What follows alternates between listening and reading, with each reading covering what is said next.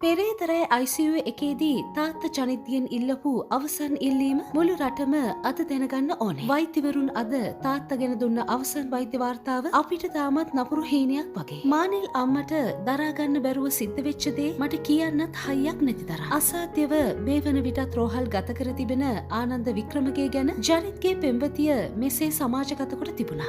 උපුටා ගැනීම. තාත්ත ගැන හොයලා බලපු හැමෝටම පින්. පෙරේතරය තාත්තට වෙච්ච දේ තාමත් අපිට හීනයක් වගේ. තාම තාත්තා අපිත් එක්ක වචනයක්වත් කතා කරන්නේ නැහැ. හරිම අමාරුවෙන් කඳුළු පුරවගෙන හුස්ම ගන්නවා දැක දැක අපි හිත හදාගන්නේ කොහොමද? හොඳට හිටපු තාත්තට මේ හැමදේම සිද්ධ වුණේ විනාඩි කිහිපයක් ඇතුළතයි. අපේ ජීවිතවල නරකම මූසල දවස් ටිකක් තමයි මේ ගත වෙන්නේ. තාත්තව අසාධ්‍යව රෝහල් ගත කළත් අපි පුදුමාකාර වේදනාවකින් හුස්ම ගන්නේ තාත්තව ගොඩදා ගන්න ඕනි කියන අදිෂ්ඨානය නිසා මිසක් හිතේ හයියකට නෙවෙයි. මේ දේවල් ගැනම හිතලා අම්මත් දැන් ගොඩක් අසනීප වෙලා ඉන්නේ. ජනිත් කන්නේ බොන්නවත් නැතුව ඉස්පිරිතාලට වෙලා විඳවනවා බලන් ඉන්න එක මට හරිම වේදනාකාරී. තාත්තා ළඟින්ම ආශ්‍රය කරපු සමහර මිනිස්සු ගැන ඇත්තටම හරිම කනගාටුයි. මොකද තාත්තට කොහොමද කියලාවත් අඩුම තරමේ අපිට කෝල් එකක් දීලවත් අහන්නේ නැහැ. තාත්තව දැන් රෝහල් ගත කරලා තියෙනවා කියලා දැන එකම එක කෝල් එකක්වත් අපිට දීලා දුක සැප හොයලා බැලුවේ නැහැ. ඒත් තාත්තා හැමෝටම උපරිමයෙන්ම උදව් කරලා තියෙන